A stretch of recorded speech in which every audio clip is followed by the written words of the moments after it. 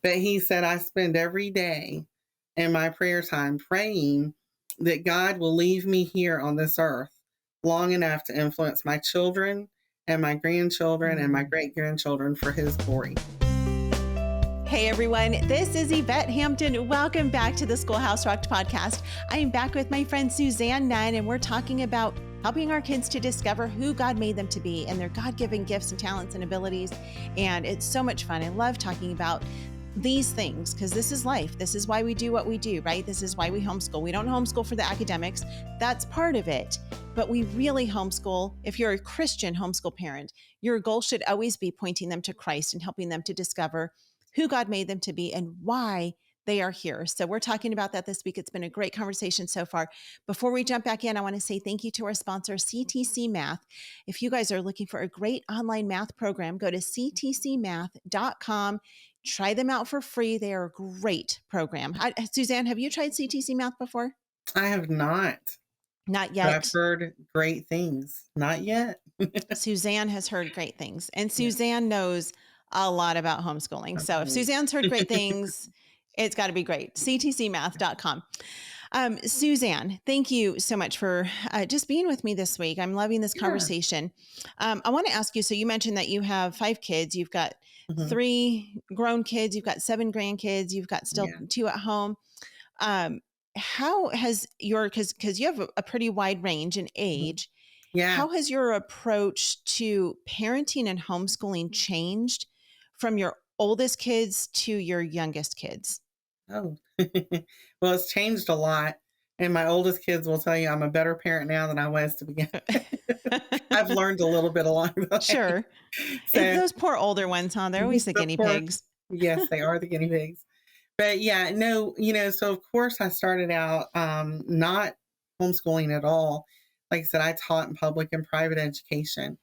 And really it was because of, my oldest daughter, who's the second in line. And she struggled a lot with test anxiety. She was a straight A student, but testing threw her out every time. And she was having to retake classes and redo work. And it was all for a test score, And so that really kills their confidence. And they lose sight, And I was an educator trying to work through my understanding about education and what was right and what was good. And, and I have a lot of feelings about what she missed because I felt like her shift was that lack of confidence in what she was capable of. And it was at that point that I really started investigating having, a homeschool full time. So we started with her and my next youngest daughter, close in age to her, with like online Florida virtual school. For those who know Florida, we started online just to try to help catch up because that was a thing for my mind then. But, we were trying to help get her through to that high school point. And so many things taught me during those years of high school, especially with her, where we were losing ground with our thought process about education. And that's why I was willing to dive completely into homeschooling with my 2 youngest from the beginning, because I really could see that as much as I had invested in my kids on the sidelines and with homework and teacher, conversations and, everything, tutors, all of this stuff I had done. And I felt like we had missed the mark there. So I looked at it all and felt like I could do this. I can at least do that. and hopefully prayerfully better, than where they were. So we shifted to full on homeschooling the last 2 from the beginning. And I now have 4 grandchildren. Interestingly enough, it's that daughter that struggled the most, who have been homeschooling from the beginning. She homeschools her 4. And then my other daughter has started homeschooling her son. So, it's really kind of become a part of the legacy now that there is, that you can educate your children, you can do this well, and you don't have to depend on somebody else, because likely their confidence is going to get knocked out under them somewhere along the way in somebody else's hands, So we've really brought that education back home. Yeah. Yep. I love it. Talk to me about your relationship with your kids. Because obviously in order to have influence over them, you have to have a strong bond with them, even as adults. Like, I mean, I really hope that when my kids are out of my home, I can influence them as much as possible when they're living with me. But when they're out of my home, I still want to be able to have influence on them. I don't want to still be that helicopter mom and invade all of their privacy and space, but I still want to be the one that they come to and say, hey mom, at the age of 30, hey mom, what's your advice on this? Or help me, can you help me with that? Or help guide me through this part of marriage or parenting. How did you build your relationship with your older kids and your younger kids to where you have that influence still in their lives? It's funny. I really think that for me, there was the unconditional love was so important. Even if they were in trouble, even if they displeased me, they knew that I loved them. And I think that we all say that. Of course, we love our children, but do we all communicate that to them in an effective way? It's like you don't want your kids walking around saying, you love me because you have to. You're my mom. No, Right. I love you because I love the person that God is working on here, and you can lay that out for them. So expressing love, showing the love, talking to them, always talking to them. But it's interesting that you asked the question or comment about how you want to influence your children, when they're adults and everything.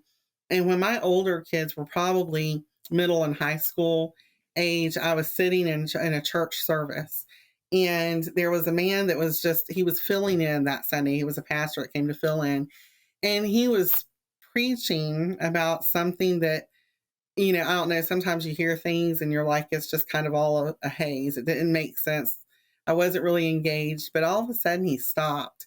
And it was like these words that he said stuck and they were there for me. But he said, I spend every day in my prayer time praying that God will leave me here on this earth long enough to influence my children and my grandchildren and my great grandchildren for his glory. Wow. And for his work. And he said, I pray for that every day. And I know that that's a prayer that will honor God. And I stopped and I heard that. And at that point, before I had any grandchildren or in-laws, I was praying that prayer. And I thought that's so important because I don't want what I'm doing with my kids now to stop with my kids now, and all of us have gone through our early 20s and we know we don't grow up yet until we're, right. A little bit older. So, I'm sitting there and I'm thinking, you're going to have kids like when I was 20 and had a kid and oh no, what's going to happen? I need to be there for that, Yeah. And I just wanted to have relationships so that they could talk to me about them. And there was no judgment if they thought differently than me or if there was, So, I mean, with one of my daughters, like I said, that's homeschooling all four of hers, I have had so many conversations with her about how does it look if I put my kids in school? Should I send them to a public school? Should I send them to a private school? What about Montessori school, Mom? What about? And all of the time, of course, in the back of my head, I'm like, just homeschool the kids. Right. That's the best plan. But you have to listen to them and you have to give them the space to work it out. And so I think respecting that and them knowing that ultimately you love them and that you want to help them, not harm them, they'll listen, and they'll come back to that. But that communication is just so That's the key. Mm-hmm. Yeah. We keep hearing that over and over again. It certainly is. Let's take a quick break. We will be right back. What we do at IEW is break through the noise of the grammar and the writing prompts, and we say, this is what you do, step by step. And I've witnessed it over and over again, both watching Andrew teach and hearing from parents, this is the best writing program. We've made it so easy and made it really affordable. So any mom can teach writing to their children using our course, and we guarantee it. To try 3 weeks of free lessons, visit IEW.com. We are back with Suzanne. We have a few minutes left. And in these last few minutes, I want to talk about something that I have had the great privilege of talking to many of our guests about. And this is about state organizations and being a state leader. It has been such an honor and a privilege for Garrett and I and our family to be able to meet so many of you state leaders across the nation. If our audience doesn't know and hasn't heard us talk about this, maybe you're new to the podcast. State organizations are nationwide. Many states, most states have a Christian state homeschool organization. And those organizations are there to help you. They're there to support you. They're there to watch legislation and fight for your freedom to continue homeschooling. They know what's going on, all over the nation, but really in your state. They're really honing in on that. And they're really important organizations, and we need to be supportive of each of our individual state organizations, but we also need to know why they exist. And so, Suzanne, you mentioned, I think in the first episode, that you are the chairman of the board. Isn't that it? That I always think of Monopoly when I hear that, because isn't that one of the little Monopoly cards, like the chairman of the board, does something, I don't know, is going to gift you with $100 or something. I don't know. Well, so Suzanne's not going to gift every one of us with $100, but she would if she could, I'm sure. But you're the chairman of the board for FPEA, which is the Florida Parent Educators Association, and then also director of events. So this event is your baby, along with a huge team that you have, of course, that's putting on this Florida Homeschool Convention coming up at the end of May. I want to talk first about why you got involved in your state organization and what's the purpose of your organization? Yeah, sure. So I went to the convention that we have in Orlando and was just so touched by all of the opportunity that was there, and you can see that one of the main goals of FPEA when you go to the convention is to help educate and equip parents to understand how to homeschool, but also to really encourage them. And so I got all of that from the convention. I served in our local homeschool group on the board there and always was, willing to lead and do things. And I saw that there was a space available and never had any sights on being, the chairman or going any higher than that, but really just wanted to be there to help that convention function because it was so good. And at that point in time, it was really the main event that FPEA had. It was the thing. So that was how I got involved and why I started. And then, through the course of a couple of years, ended up as chairman of the board, which has just been a blessing because this organization is over 30 years old. And it was good and strong before me. But, it's a blessing and it's humbling to think, okay, I've got an opportunity to continue this and bring good, to this next generation of homeschooling families. And so that's been great. It's been a challenge. And then we, a couple of years ago, started implementing other events. So we have events probably 8 months out of the year that are, ways for our FPEA and homeschooling community to connect. You don't even have to necessarily be a member of FPEA to connect with us and do these different events. So, seeing that the community has expanded to what it is, part of our mission now is just to take that community and connect with them everywhere that we can, so that we can continue to encourage them and equip them. But a huge part of what we do and have done from the very beginning, FPEA was formed for the purpose of getting the right to legally homeschool in Florida. And, we had a lobbyist that came from this group of families and they were like, let's lobby here and let's have a support group here. And FPEA was the support group that kind of blew up.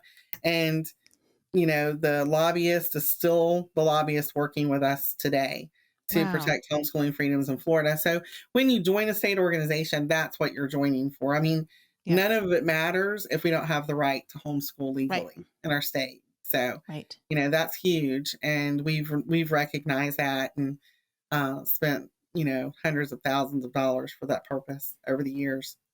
Yeah.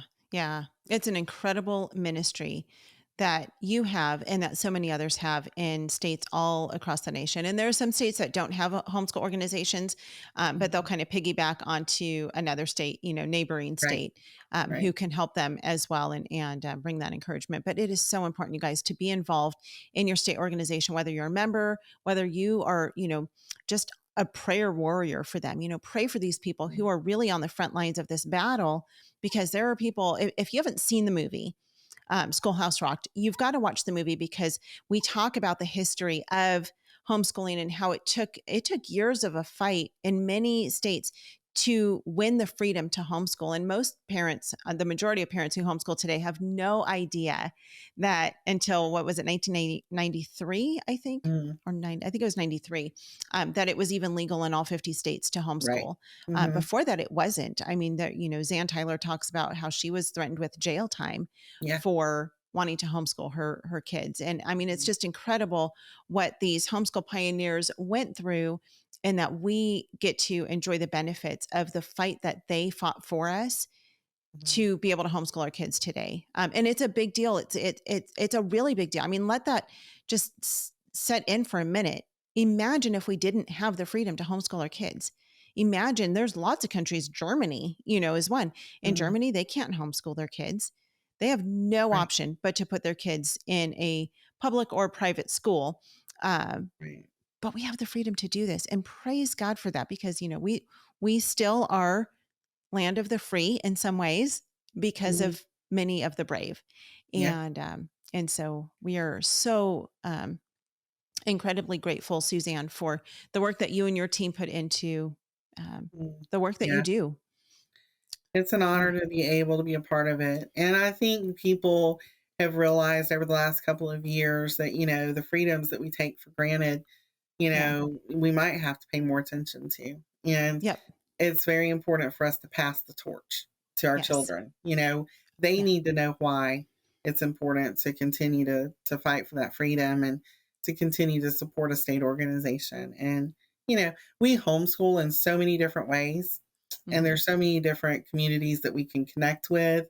And I encourage that. We have so many different people at our convention that represent different methods of homeschooling, approaches to homeschooling, and communities that you can, be a part of. Yeah. But regardless of how you homeschool or where you homeschool, just financially becoming a member of your state organization and supporting the work that they're doing for the legislative Yep. side of your Yeah.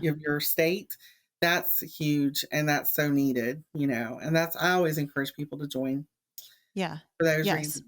So Yeah, for sure. And another way to support your state organization is to go to their conferences. If your state yep. has a convention like FPEA, this is the one that's coming up May 26th through the 28th. I will be there. My whole family will be Mhm. there. I'll be speaking at that event. And there are so many good speakers. If you guys go to the website, and we'll put a link to it, of course, Mhm. in the show notes, but go to their website, check out their speakers, go to this convention. I mean, it's amazing when you go, and by going, you are supporting your state organization. Yeah. So it's fun because you get the encouragement, you get the resources, you get to talk to other homeschoolers, you get to talk to the vendors, you get to, if you go to FPEA, you're going to get to watch the movie, the whole movie, Schoolhouse Rocked. It's going to be playing Friday and Saturday, both throughout the day. So you'll get to watch the movie. So that's a benefit, of course. But it is a good way to support your organization, because a lot of states, this is how they bring in funds to continue doing what they do. So, Yeah, it's a huge effort. And I would suggest to look beyond the speakers and the workshops, because I know at our convention, there are so many other things. There are great programs for teenagers yep. and kids and, family Leaders. nights, things that are just really good. So many people have the mindset that it's funny to me because I've been doing it for so long that, oh, only parents should go. And can you bring your kids? And I'm like, Oh, yeah. yes, the kids love the convention. So, I am always just encouraging you to go beyond just skimming it and see what's really there, Yep. because there's a lot of opportunity. Yes. Yep. Yep. And as we've talked about before, if your husband is willing to go, take him with you, take the whole family. If not, a lot of moms just like to go with their girlfriends and their mama friends and go and have a weekend away, which is another amazing blessing, is to just have some mom time and encourage one another, pray for one another. And so it's such a fun event. So Suzanne, thank you for your time this week. Yeah, absolutely. Thank you. Of course, it is my pleasure to have you on. And thank you guys for watching and listening this week. It is such a blessing to be part of your life. I continue to get messages from people who listen to the podcast or watch it on YouTube, and just the impact that it's having on you. And I'm so grateful for that. It's what keeps us doing what we do. So thank you for your continued encouragement. If you have not left a review for the podcast, please do so wherever you listen to this podcast, and let others know why you listen and what about it blesses you, and leave a 5-star review if it is a 5-star podcast to you, which hopefully it is, or else you wouldn't be listening. So have a great rest of your week. We will be back with you on Monday with another fantastic guest. See you then. Bye. You don't just lose a generation of children. You know, we're talking about the millennials as if they just decided to up and leave. You lose a generation of grandparents, and you lose a generation of parents, and then you lose a generation of children. And that's really what's happened in our culture, is that we had generations of kids from the church who started to doubt God's word, and that doubt leads to unbelief. And a lot of them are walking away from the church. 2/3 of young people have walked away from the church by the time they reach college age, very few returning. The younger generation that are in our churches, the millennials in our churches, 40% say they're not born again, 65% say if you're a good person you'll go to heaven, and they're so secularized in their thinking. It really comes down to the fact that most of them went to public school where they haven't been taught how to defend the Christian faith, and at home we're not giving them the answers, and at churches we're not giving them the answers, so many of them drift away from the Christian faith. We need to empower our children with answers. If we believe in Judeo-Christian values and ethics, we need to be bringing that into the culture, not removing it from the culture, right? And so we need to empower our children to be able to argue on behalf of their beliefs.